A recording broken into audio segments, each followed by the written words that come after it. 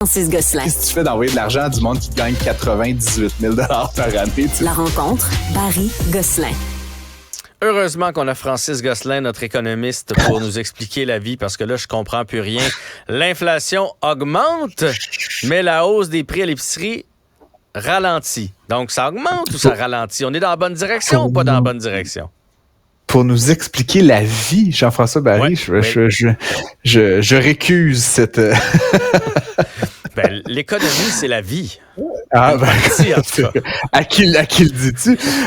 Donc, effectivement, c'est ça. Donc, ce matin, c'était intéressant. Je me suis levé et il y avait l'inflation qui avait été publiée par Statistique Canada. C'est toujours un peu comme Noël pour moi, ces jours-là. Là. Je suis bien excité. C'est comme déballer des cadeaux. Donc, l'augmentation, donc, effectivement, de l'indice des prix à la consommation, c'est toujours d'une année sur l'autre. Hein. Donc, de juillet à juillet, on a vu une augmentation des prix de 3,3 %, alors que de juin à juin, l'augmentation était de 2,8 %. Donc, c'est ainsi dire, l'inflation est repartie à la hausse. Ah oui. Maintenant, il faut toujours décortiquer ces chiffres-là. Les Anglais, les Américains ont cette expression que je trouve très à propos. En français, on appelle ça l'inflation globale, mais en anglais, on appelle ça le headline inflation. Puis j'aime ça, headline, parce que c'est aussi le chiffre qu'on met en en-tête du journal ou de la chronique radio, le 3.3. Quand on la décortique, par contre, ce qu'on apprend, c'est que déjà, les prix de l'alimentation dont tu parlais ont augmenté, oui encore, mais moins rapidement que par le passé. Donc, on voit qu'il y a une forme de stabilisation. Oui, le brocoli est cher, mais il va rester à ce niveau-là. Il va tranquillement cesser d'augmenter. Là. Donc, ça, c'est la bonne nouvelle. Par contre, l'année dernière, en juin et juillet, ce qu'on avait vu, c'était une forte diminution du prix du pétrole et donc du prix de l'essence.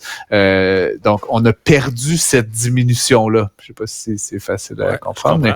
Mais, très bien. Donc, elle n'est plus dans les chiffres. Donc, essentiellement, on parle d'une contribution baissière à l'inflation qui n'est plus dans les chiffres quand on les prend de juillet en juillet. L'autre élément est, en fait, je dirais, l'élément avec un grand E qui contribue vraiment fortement à l'inflation, c'est les coûts du logement. On en revient toujours à ça, puis ça va prendre maintenant 10 mois encore ou 9 mois à c'est quand on va faire, mettons, février à février là, qui va commencer à être dedans, le coût du logement. Ouais, ou janvier. Là, tu te rappelles, on avait décrété une pause en janvier au niveau du taux directeur et depuis, elle n'a augmenté que de 0,25 deux fois. Donc, c'est pas une forte hausse. Par contre, la manière que ça fonctionne, Jean-François, comme tu le sais, c'est qu'il y a beaucoup de gens qui sont à taux fixe. Donc, selon les échéances de renouvellement, il y a des gens qui ont peut-être signé à 1,8 qui vont re-signer à 6 %. Et ça peut survenir à tout moment. Donc, ça pourrait encore survenir en mars, en avril, en mai, en juin 2024 et donc encore participer à l'inflation. Mais grosso modo, cet effet-là va commencer à s'estomper à partir de janvier. J'ai regardé le communiqué de Statistique Canada puis les détails. Si on enlève la portion hypothécaire des calculs, l'inflation est à 2,4 %. Donc, on est vraiment très près de la cible. Et ça, essentiellement, c'est une bonne nouvelle. Comme je l'ai souvent dit, là, à mesure qu'on va se rapprocher de 2 %, ça va être ça le jeu. Ça va augmenter, rebaisser, réaugmenter, rebaisser. Fait qu'il faut vraiment pas s'inquiéter. Je ne pense pas que l'inflation est repartie à la hausse dans le sens, on va pas revenir à 8 %. Là. Tu comprends? C'est vraiment une petite hausse. Puis je te parierais avec toi qu'en septembre, à la pareille date, l'inflation aura rediminué de 0,2 ou 0,1, quelque chose comme ça. Donc, on va rester autour de 3 % probablement pour un petit moment encore. Je devrais prendre ton pari parce que jusqu'à maintenant, lorsque tu prends des paris, tu fais des placements, tu fais pas des... Fait que logiquement, je vais gagner. Wow! Écoute, Francis, en m'emmenant travailler, j'ai vu Pierre Fitzgibbon en trottinette électrique. Écoute. Parce qu'il veut se débarrasser des voitures. La moitié moins de voitures au Québec. Ça n'a pas de bon sens. Ça a du bon sens dans l'absolu théorique qu'on cherche à décarboner le Québec. On cherche à avoir moins d'auto solo. On cherche à avoir des transports qui est plus durables. Tu connais cet adage, hein, un pays développé, ce n'est pas un pays où tout le monde a une voiture, c'est un pays où les riches prennent le transport en commun. On n'est pas tout à fait là, ceci dit, au Québec, malheureusement. Mais c'est le souhait, je pense que M. Fitzgibbon exprimait comme un genre de...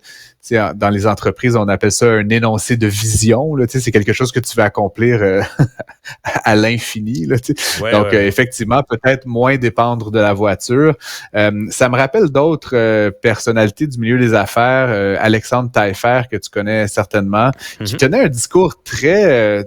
similaire à celui de M. Fitzgibbon et qui lui adoptait un autre angle. M. Fitzgibbon l'adopte, énonce ça un petit peu dans une perspective de politique publique, là, de gestion des transports. Alexandre Taillefer disait ça à l'époque qui m'avait beaucoup frappé. Si tu regardes le budget des familles, là, puis comme où est-ce qu'on alloue nos revenus, notre richesse, la voiture, c'est un trou, c'est un puits sans fond de dollars.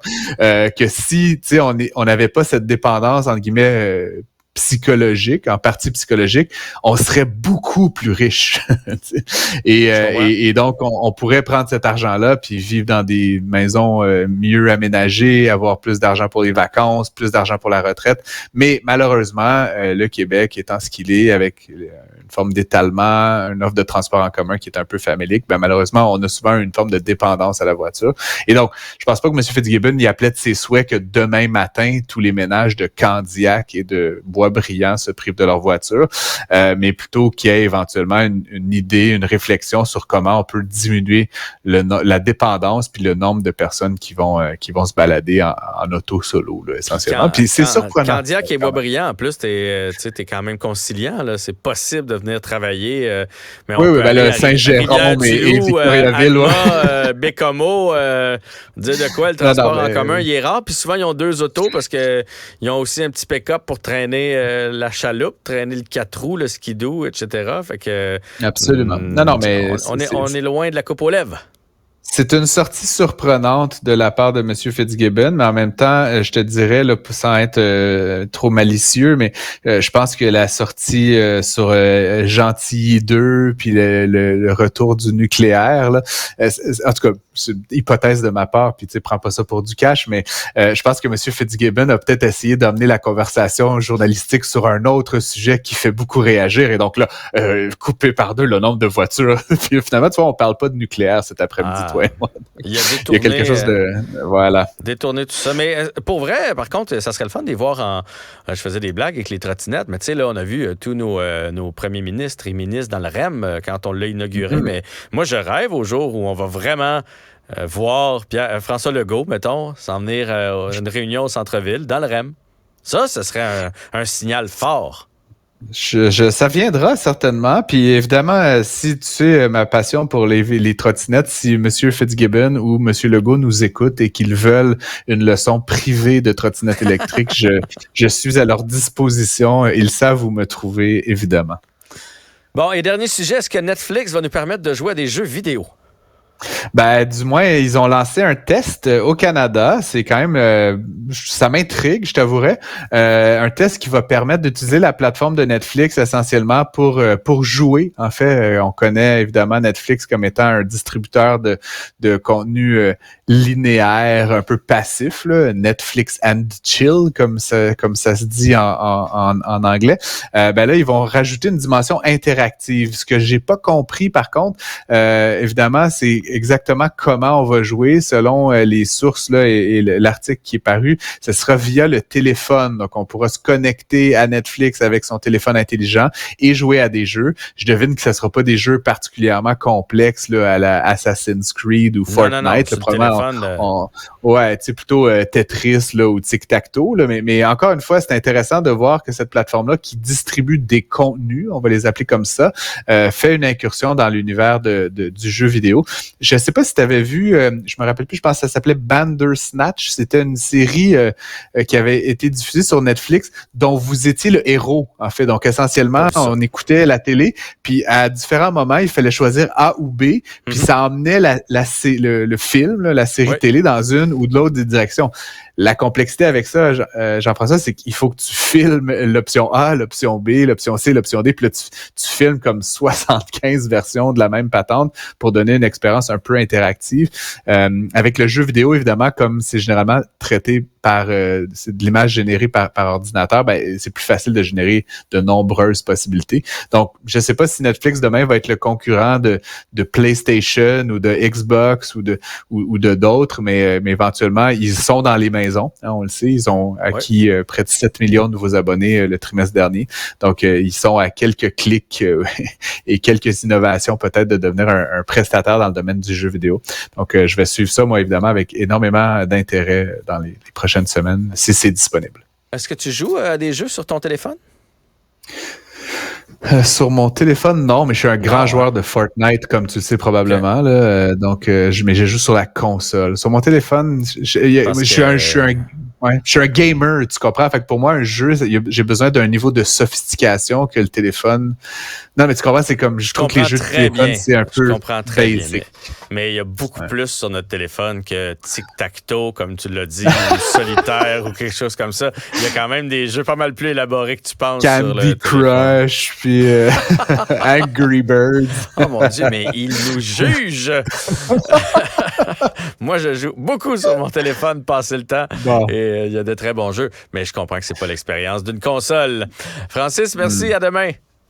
Avec tout le respect, M. Barry. Au revoir. Salut.